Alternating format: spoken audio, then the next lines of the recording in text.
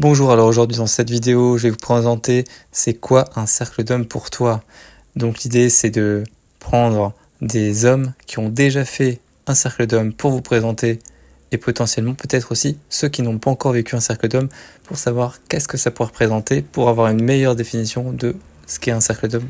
Voilà, l'idée là, c'est plutôt de se dire qu'on partage sur le cercle d'hommes et de savoir qu'est-ce qui t'a fait venir dans un cercle d'hommes, toi. J'avais besoin de me refaire un cercle amical de connaissances et ça permet d'avoir un autre point de vue que celui de sa conjointe ou d'une personne autre que sa conjointe. Mais ouais, non, mais les cercles d'hommes, c'est moi ce qui m'a plu, c'est surtout ça, les conseils, voir aussi des fois que on n'est pas le seul à vivre les mêmes situations.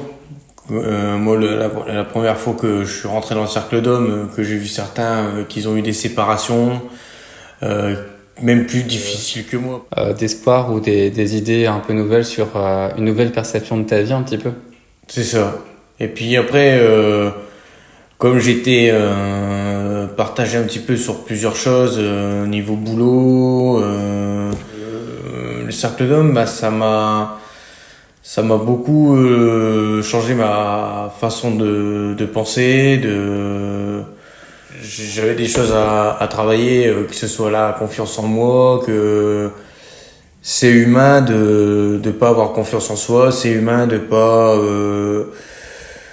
de se poser des questions, que c'est normal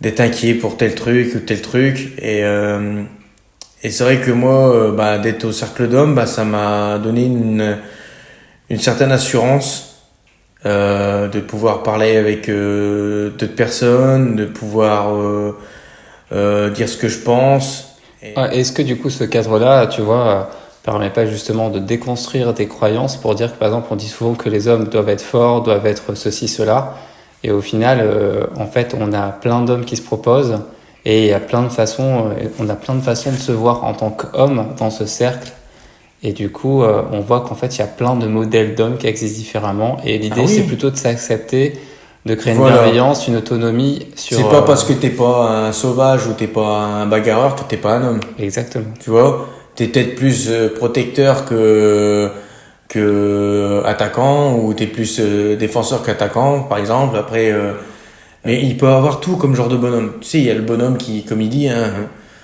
Est-ce qu'il n'y a pas aussi, tu vois, l'idée de retrouver un certain équilibre entre t'arrives en tant qu'homme dans ce cercle, et l'idée c'est de trouver aussi des modèles d'hommes qui fonctionnent différemment, et un peu l'impression de piocher entre ton énergie d'écoute, ton énergie d'action. Comme tu disais, il y a des hommes qui se parlent moins, et en fait des fois ça donne la possibilité à des hommes qui parlent moins de parler plus, à des hommes qui parlent plus d'écouter plus, et du coup d'essayer de trouver une espèce d'équilibre pour dire en fait je peux aussi piocher dans des modèles masculins qui peuvent être intéressants pour justement, tu vois, mieux vivre et puis mieux exister avec les autres. moi, c'est comme dans les livres que je lis. Il y a un livre, Anthony Robbins, il expliquait, si tu veux évoluer, il faut pas que, par exemple, je serai au foot, je jouerai avec Cristiano Ronaldo. J'essaierai pas de ressembler à Cristiano Ronaldo. J'essaierai de prendre le positif de Cristiano Ronaldo. Le matin, il fait 100 pompes. Je vais faire 100 pompes. Mais je veux pas lui ressembler. Mais juste prendre un petit peu son hygiène de vie en disant, s'il y arrive, je peux y arriver. Tu vois, mais juste en prenant son hygiène de vie. Certes, lui, il cadre super bien. Peut-être moi, je serais peut-être pas cadré aussi bien que lui, mais je serais peut-être plus rapide. Tu vois?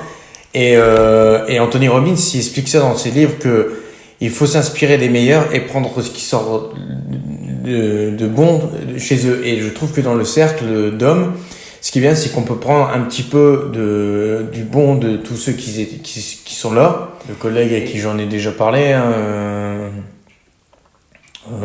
j'ai parlé à des collègues en disant ouais, il faudrait que tu ailles dans des cercles d'hommes, machin, parce que je me rends compte que dans la génération de maintenant, il y a de plus en plus de problèmes comment on dit, de relationnel, que ce soit en couple ou même la communication entre les gens. Et là, je trouve que les couples, c'est de plus en plus dur à garder un couple. Et j'en ai parlé à un collègue là récemment, je lui ai dit, fais un cercle d'hommes, tu verras bien, discute de tes problèmes de couple. Et tu verras bien que en fait tu te rendras compte que t'es pas le seul à être là-dedans, dans les mêmes problèmes. Après, j'ai envie de dire, on n'est pas obligé d'aller dans un cercle parce qu'on a des problèmes, quoi. Ça fait du bien, ça fait une petite coupure, tu vois des gens, tu passes une soirée entre mecs. Après il y a le petit repas, la petite auberge espagnole, c'est super, on parle de tout, on parle de boulot, on parle de vie privée, on parle de formation, on parle de projet, on parle de comment on fait des tirages, on parle des fois de notre carte qu'on a tirée pendant le cercle, et qui nous parle, est-ce que la tienne elle t'a parlé, ouais bah moi en ce moment je suis sur ce projet là, nanana. Et après, c'était surtout trouver ma place en tant qu'homme dans mon couple, quoi. Parce que j'aurais peut-être dû connaître, pour moi, j'aurais dû connaître le cercle d'hommes avant.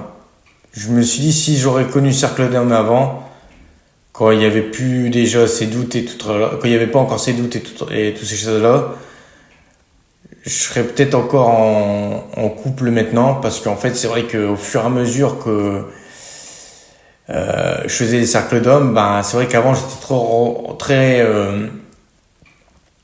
comment on dit, ouais, j'étais très l'ermite, quoi, très renfermé, j'aimais pas trop sortir, et au fur et à mesure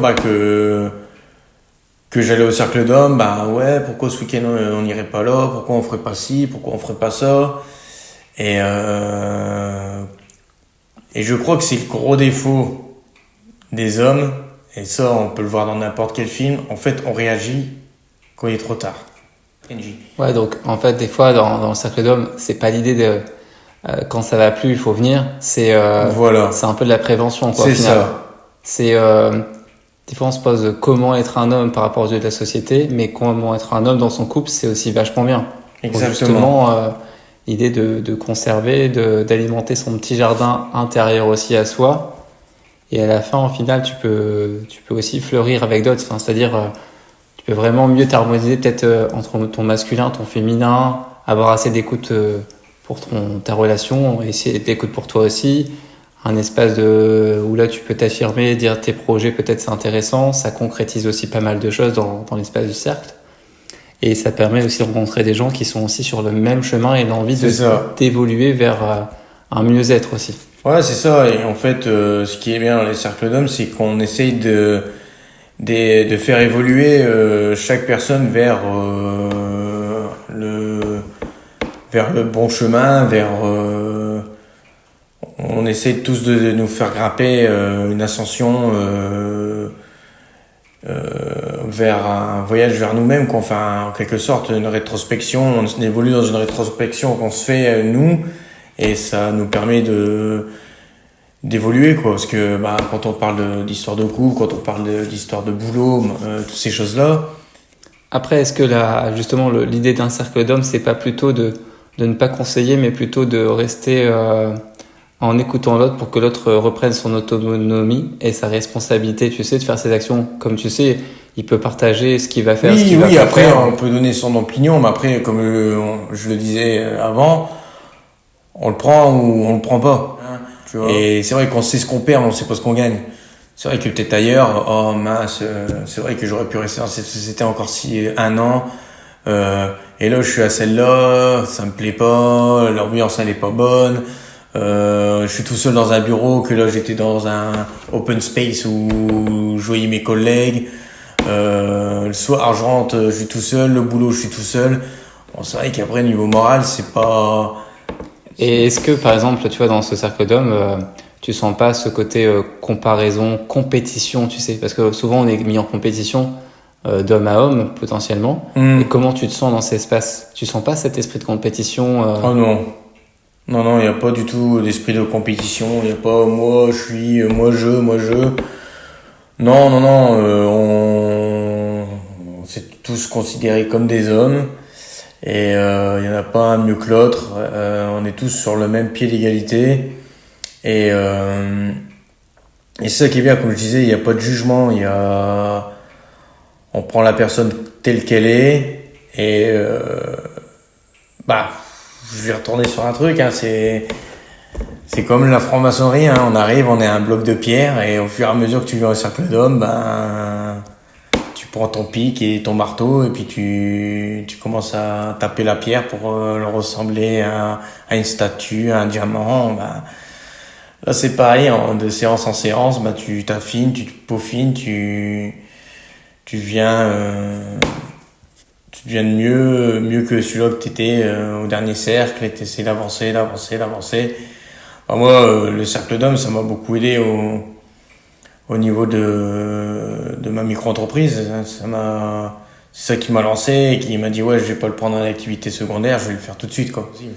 En tout cas, ça t'a permis d'acquérir aussi pas mal de confiance en toi et de pouvoir d'action aussi. Et même si on concrétise pas forcément tous nos projets, au final, ce qui est intéressant, c'est que tu te laisses la possibilité d'essayer et de créer quelque chose. Oui, de l'avoir créé, ça m'a fait plaisir. Et maintenant, elle est fermée, mais en 2 mois, ce que j'ai pu faire en 2 mois, ça n'a pas été une déception ou quoi que ce soit. En 2 mois, j'ai su lancer une société qui aurait pu tenir. J'avais eu un partenariat avec quelqu'un qui m'offrait 3 mois de travail 3 semaines de travail par mois, où j'avais plus qu'une semaine où je positionnais mes clients. Et si, par exemple, il y avait un homme qui nous écoutait, imaginons, et tu lui dirais quoi pour venir? Oui, tu lui dirais quoi pour pas venir? Est-ce qu'il y a des raisons de pas venir ou est-ce qu'il y a des raisons de venir? Je trouve pas qu'il y a pas de raison. Je sais pas s'il y a envie de passer un moment agréable, un moment de détente, un moment un petit peu hors de sa routine qu'il peut avoir dans la journée. Qui vient à un cercle d'hommes, c'est comme aller au restaurant entre potes, mais tu parles de tout et de rien, quoi. Tu parles de sujets, je vais pas dire tu vides ton sac, mais presque. Tu t'allèges l'esprit à venir à un cercle d'hommes. Tu sors du cercle d'hommes, tu te sens plus léger, t'as plus de poids, t'as plus de trucs, de charge sur les épaules. Tu peux parler de tout, tu peux parler de ton boulot, tu peux parler d'un client qui t'a embêté, tu peux parler de ta femme, tu peux parler de ton chien, tu peux parler de la voisine, tu peux parler de tout, et à la fin, tu sors de là, t'es bien, tu te sens bien, et voilà. Ok, c'est super. Merci Greg. De rien. Pour cet échange. Merci de nous avoir écoutés, et si vous êtes intéressé par ce genre de sujet, n'hésitez pas à suivre cette chaîne, à liker, à commenter, et si vous le souhaitez, ça fera toujours plaisir. Belle journée à vous.